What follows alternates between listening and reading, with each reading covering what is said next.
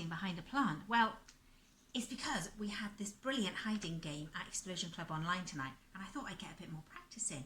Yeah, it might be raining outside, but we still managed to have a brilliant time at Explosion Club tonight.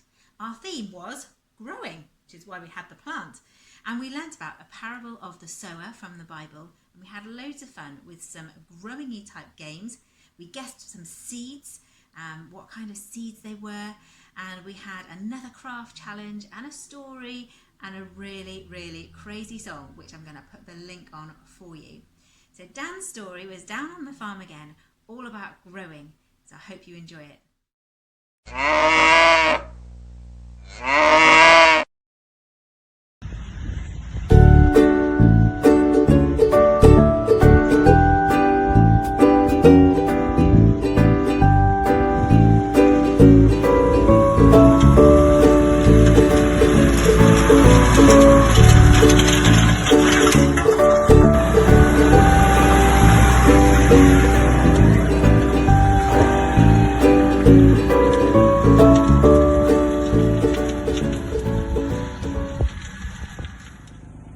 Hi guys, it's Farmer Dan again. Abby's asked me this time to do you tell you about the parable of the sower, and it just so happens that behind me, as you can see, we are sowing some grass seeds. Okay, so you've seen on the video so far how we've ripped the ground over, pulled it all up, then we've rolled it, and that's because we're sowing a thing called we're sowing grass seeds, and grass seeds are very small. And when the seed's very small, we've got to have the ground very fine, okay? So we've been working it up, breaking it down, rolling it, getting it tight, getting it nice and firm. So when the grass seed goes in, it hasn't got too much competition and it can spring up. And in probably a week, 2 weeks time, if we get a bit of rain, this field behind me will be lovely and green. So you've seen from the video so far, us ripping it up, us rolling it. And now I'm just here now with my little gator. See the little gator? Yeah, the moon buggy. And on the back you see the little yellow and blue thing is a thing for spreading the seed, for sowing the seed. So we put the seed in the top. Should you have a little look? Let's have a little butcher's in the top and see what's in there. Just filled her up, so she's ready to go. So if we look in the top, what are we to here? There we are. Okay, in the top, and there's all the seed. Hello. You see that? Can you see how small that is? No, you can't, because you're not even looking at it. You see how small that seed is there. So it's very, very fine. So I'm out here tonight because we can't be sowing grass seeds when the wind's blowing. And you always find this time of year that the wind drops a bit in the evenings or first thing in the mornings. So I'm out here tonight and just putting this out. Now, because the seed's so small, we actually have to get the seed bed really fine. So if you come down here with me, and you can see down here on the ground, see how fine this is? And if you look really, really carefully, there's my hand's in the right place. There's one of the seeds we've sown. There's another one. Another one over here. And eventually, Jesse's coming out in a minute. Once he's had his tea, he's coming out in a minute to bury all those seeds in with a thing called a chain harrow. And yeah, they'll bury those in and eventually they'll grow. But we have to get the seed bed right for the right seed. So because the seeds are really small, we have to get the seed bed really fine. If the seeds were bigger, like a bean or a broad bean, those things you can nearly chuck on the ground with a shovel, bury them, and they'll come up through. But the grass seed has to be really, really fine. So you can see that there's not a lot of depth to my seed bed. Yeah, it's really firm, and really fine. And we're going to talk about that later on. Okay, so I'm a bit busy right now, so I'll have to tell you the rest of the story later on. But for a minute, Farmer Dan is sowing seeds. Hi guys, I promised I'd come back to you, so here we are. What does Jesus tell us about this parable? What's Jesus trying to tell us with this parable? Jesus talks about this farmer who goes out and sows his seed. And in the story, Jesus says that some of the seed lands on some hard parts. And they're a bit like this. Yeah? And you can see that if a seed landed on this stone, it's just going to dry up. Dry up, shrivel, and even a bird might eat it. Pretty useless, eh? So all this stones and stuff is not really any good for growing seeds in. And then Jesus also says that some seeds fell in a bramble patch like that with stinging nettles. What's going to happen in there? Not a lot. The seed might go down, it might get a bit of a root, but there's so many other things around it that crowd it out that the good seed is never ever going to grow. And all of the horrible things like the stinging nettles and the brambles are just going to choke it. But Jesus also tells us about this seed that lands on the good soil. So guys, this is the field that we were sowing the other day. You can see it's in now. Reuben rolled it for me this morning. And you can see the seed has landed in here. You can't see it on the surface anymore because we buried it in. But Jesus talks about this soil as the good soil. The soil that gives a harvest. The soil that's fruitful. And Jesus says this is what our life should be like. So let's break it down a bit. What's the soil? Who does Jesus talk about the soil being? The soil is our lives and us. And the seed is God's word, which is we hear about, we read about. Jesus shows us his ways, doesn't he? By people telling us. And it's up to us what we do with that seed. Are our lives going to be like a hard path that just turn around and say, can't be bothered, not really interested? Or are they like the bramble patch, that kind of the seed lands in the bramble patch and it's kind of comfortable in there, it's a bit moisture in there, and it starts to grow a little bit, and then all of a sudden other things get in the way, other things crowd it in. Remember last week, guys, we talked about treasure, didn't we? And how we need to treasure Jesus and we need to give our lives to him. And that's a bit the same. Sometimes other things get in and they crowd Jesus out.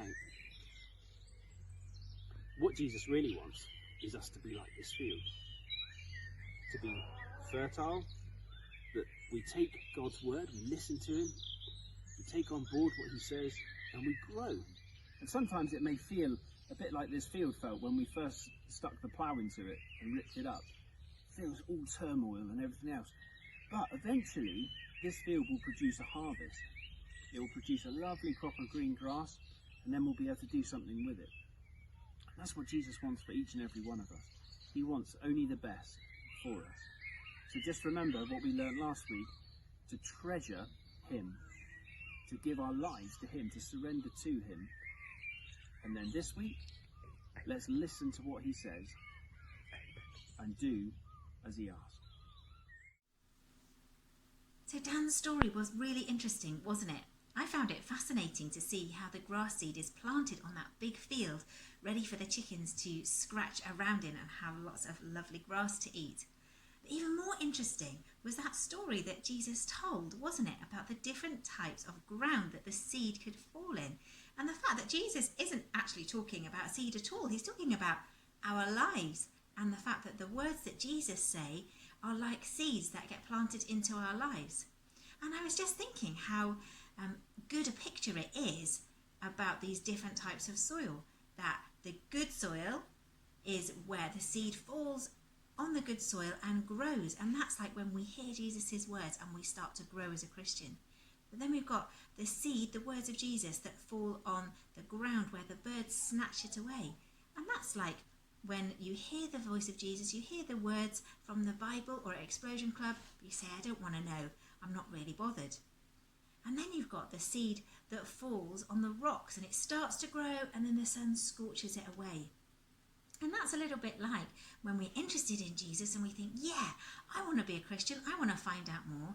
And then maybe our friends tease us and say, what are you doing that for? Why are you going to Explosion Club? And we go, oh, actually, I don't want to do it anymore. And then, of course, you've got those seed that falls into the brambles and the thorny ground, which is when you hear it and you think, yeah, I'm going to be a Christian, I'm going to follow Jesus. But then we get distracted by lots of things, maybe by our computers or our books or the television or our friends, and we get distracted and it all chokes the things away.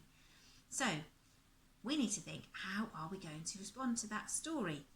And one way to respond is to learn our memory verse and think about what it says. So the memory verse this week was from James chapter 1 verse 22. Do not merely listen to the word, but do what it says. And here's Jess with a little video that she made to help us learn that memory verse. Before we do our memory verse today, I've got a list of words and I wonder if you guys at home could join along with me and decide what action would suit the word that I say. So for example, my first word is big. So a good action for big would be making yourself as big as possible. Our next word is happy. So, or maybe you have a different action which you could do at home. Something that makes you happy. Maybe you really like singing. Our next action is wobble. Ooh, wobbly. Our next action is quiet. So maybe. Our next word is bright. And today's memory verse is all about putting these words into actions. And the memory verse is, do not merely listen to the word, do what it says. And it's from James 1 verse 22.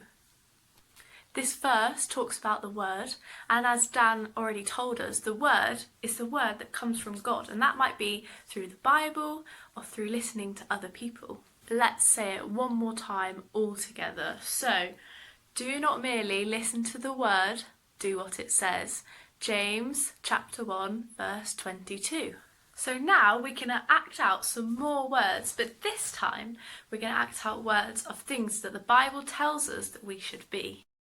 So the first word that I've got here is helpful, and I wonder if you could think of something helpful that you might be able to do at home. And I'm going to give a little example as well. A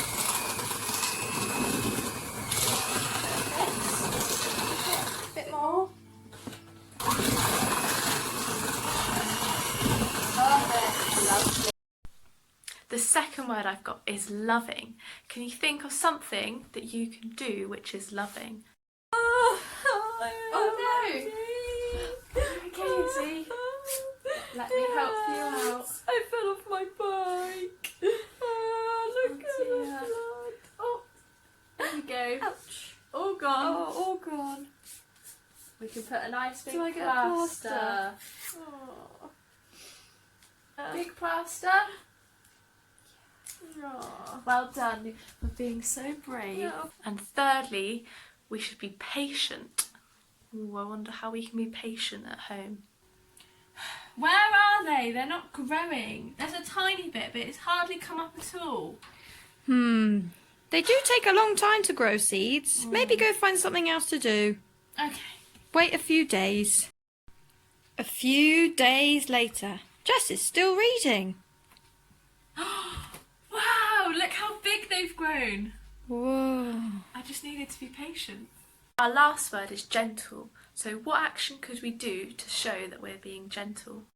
Jess, are you ready? Yeah. Have that there. Thank you. Be careful. Okay. It's very delicate. Wow. What's in here, Izzy? It's a duckling. See if you can talk to it. Hello, little duckling. Hello. Dan has told us all about the parable of the sower and how our lives should be like the good soil. And if you remember, the soil is good because it takes the seeds and it's able to grow. So by doing all these actions at home, we'll be able to grow into the good people that God would like us to be. And so we can make sure to do all these actions at home, I think we need to say the memory verse one last time. So, do not merely listen to the word, do what it says. James chapter 1 verse 22. So I hope you're all going to spend time this week learning that memory verse so that next week when you come online you can say it to us and earn some points, and that we'll really understand what the verse means. So also we have our craft challenges for this week, and I say challenges because there's two. Tish has done a fantastic challenge painting flowers using things you can find around the house. Here it is.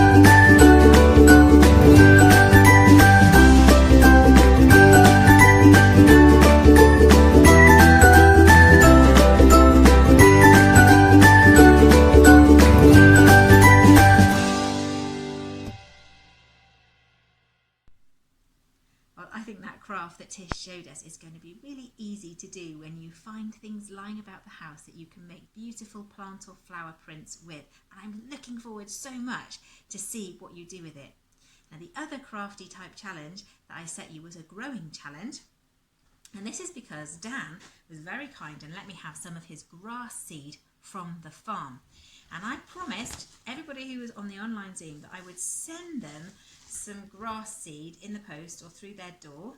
Okay, and if you're watching this video and you didn't make it along to the online Explosion Club, then get in touch with me and I'll send you some grass seed as well. And it would be great to see if you can plant some of this grass seed and grow it in your garden in an unusual container.